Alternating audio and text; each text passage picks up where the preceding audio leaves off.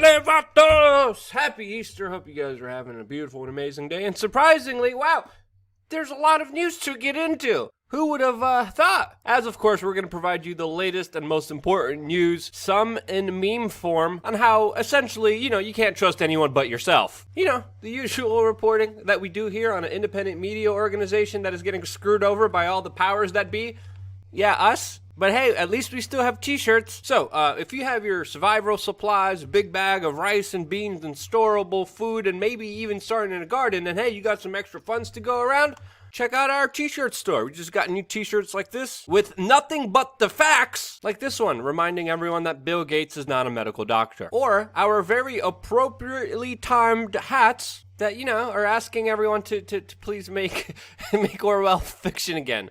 And if you don't know who Orwell is, we can't help you. Please just go to the next YouTube video. I'm serious. Just leave. Just go to the trending page of YouTube. Find the worst corporate propaganda filled with product placement, social engineering, distraction from reality, psychological warfare video that you could find, and just click on that bad boy and just forget about us, please. So yeah, we definitely have a very interesting, fast-moving, and still kind of crazy situation on our hands that a lot of people don't know how to deal with, but there are some important caveats that do need to be understood right now, and one of the biggest ones is that a lot of the projections, even with social distancing implemented in them, have been very wrong. Now, is this because of new medication, individual actions? Well, again, we don't know, but the good news that we're getting is that as of right now, the number of people impacted by this is a lot lower than expected. To the point where a lot of the medical professional and nurses are literally making TikTok dancing videos right now, pretending to revive themselves.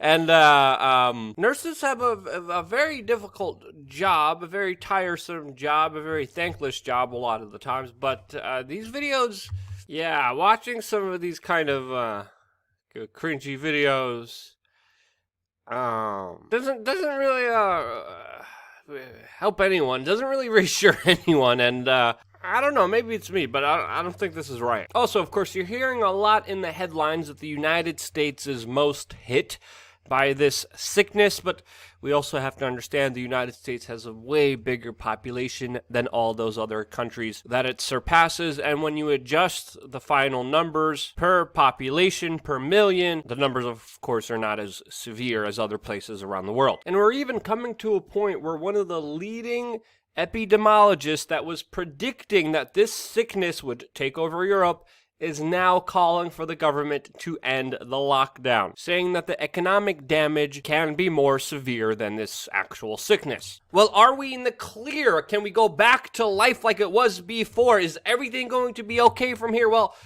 you're going to have to check out the video I did a couple days ago titled, "Is This Almost Over?" to get the full answer for that, because there's a lot of other implications that are worth considering, and there can't be just a clear answer of yes and no from here. But I think one thing that is clear is that a lot of the government action throughout this entire situation definitely didn't help. And they are still actively making the situation worse, of course, exploiting this crisis in order to grab more power over you. And what's happening right now is absolutely ridiculous, as of course measures are being implemented that actually absolutely have no effect on the current crisis, but are still used and implemented to punish the people of this country, as if government is just trying to see what they could get away with. Now, it's important to note here that this has been mainly done on a state-by-state level, and that federally, Donald Trump and the executive office have had a back-off kind of approach during this entire situation, and that a lot of these draconian measures have been implemented by local state government. Now, again, I'm saying this as an individual who's also been telling you to take this situation seriously and to be respectful of other people's space. I'll tell you why at the end of this video specifically about that. But seeing situations like in Kentucky where police officers shut down, issue fines, and even threaten arrest for people attending church services in their car. Again, if you're in your car, the chances of you spreading this sickness is extremely low to non-existent. from all the data that I've seen, but yet still officers still decided to do whatever they thought was right, not lawful, and commit this egregious action that has been happening all throughout the country. People in nature who are out there by themselves, respecting the supposed social distancing, are having officers who are likely exposed to this with no protective gear come up to them in very close contact, put handcuffs on them, put them in the back of a car, and sometimes in some cases even throw them in jail cells filled with other individuals. Again, being in nature with your family, away from everyone else, social distancing, and having law enforcement violate social distancing is just the epitome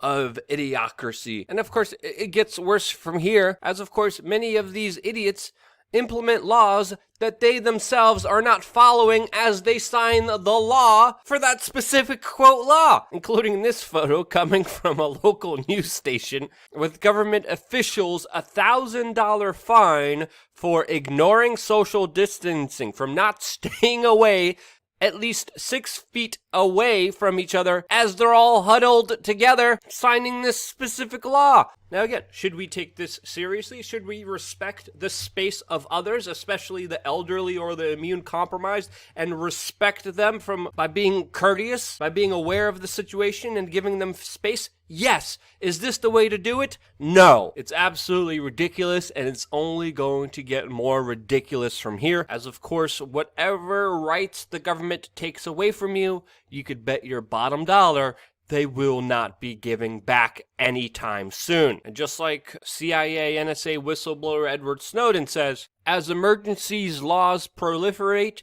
we sacrifice our rights. And we should be skeptical of that, as well as other individuals and institutions that are here, quote, to help you. Including also, of course, the World Health Organization, which now YouTube mandates and promotes here under every video surrounding this particular topic to spread their falsehoods and propaganda that have been incorrect, that made this situation worse. Again, the same World Health Organization that told you there was no human-to-human transmission, that tells you still to this day not to wear masks, that told you that travel bans were, quote, racist. Yeah, that World Health Organization run by a communist government bureaucrat that covered up previous pandemics in his country while being accused of human rights violations. And yeah, this is also the same organization determining what channels get censored or demonetized on the platform. And again, somehow we're told to have faith in this organization.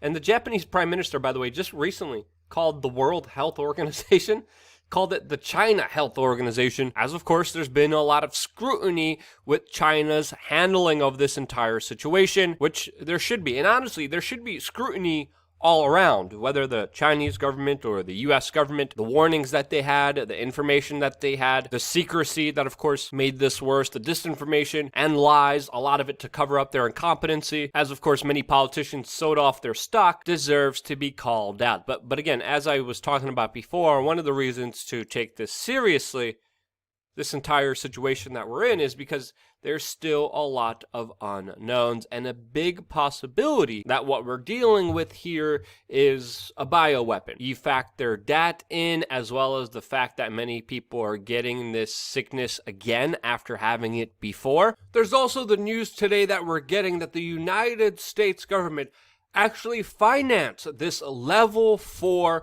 biolab in Wuhan to the tune of $3.7 million from a grant. And this is, of course, what many people looking at the data think this entire sickness came from. And again, I made entire videos about this, but in short, the whole story about patient 0 doesn't add up, specifically since he didn't have access to the wet market, wasn't there, wasn't eating bat soup. Again, they had to change that story from China, that patient 0 was now allegedly another person. When we look at the strain of this sickness, it comes from the horseshoe bat, which wasn't sold or consumed at this wet market. We were sold this story about the wet market very early on, which again, I would highly question, since of course it could also be a cover-up for either incompetency or even something else more malicious by the Chinese Communist government. And that's just some of the data suggesting that this theory might be correct. Now, the actions by the Chinese government haven't been helpful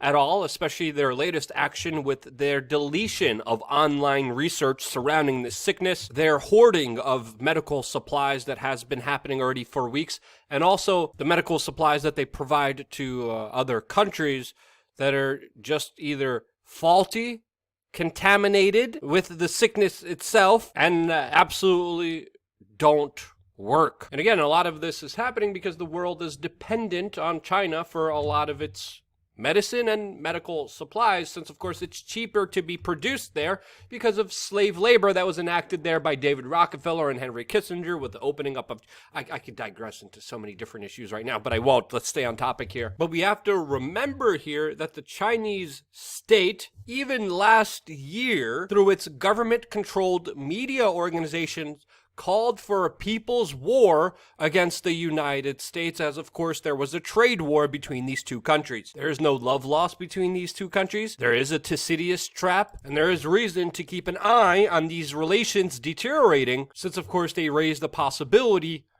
of a conflict between the two, which should be avoided at all costs. But we have to navigate these waters and still hold China accountable, since, of course, the Chinese government is making this situation that much worse, deleting information, deleting data, not sharing it with the world, but most likely hiding it from everyone else. And again, there's a lot of questions that need to be raised here, especially with how allegedly China defeated this sickness, how they were able to somehow prevent the spread of it, even though 5 million people left Wuhan, and that was the only city and the province that it's in that was somehow affected. Every other major city in China was somehow not affected at all. And again, a lot of the data, a lot of the information coming from China should be met with scrutiny, just like also the same should be done for the U.S. government. And it's really the failure, or some would say even deliberate actions by these two states that put us in this situation that we're in right now. And again, as I've been saying for a very long time, and now other people are saying it after looking at the data,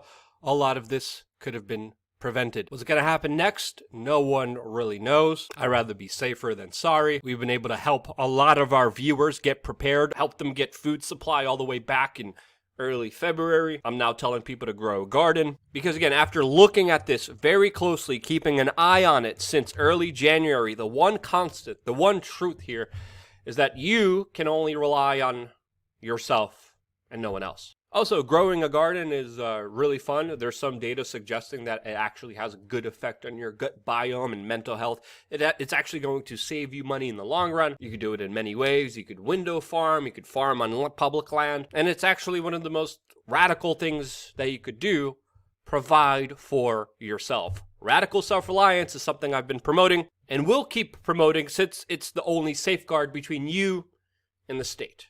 That's my take on it. If you think I'm wrong, let me know why in the comment section below. And of course, love you guys. Thank you again so much for watching. Stay tuned for more here on wearechange.org.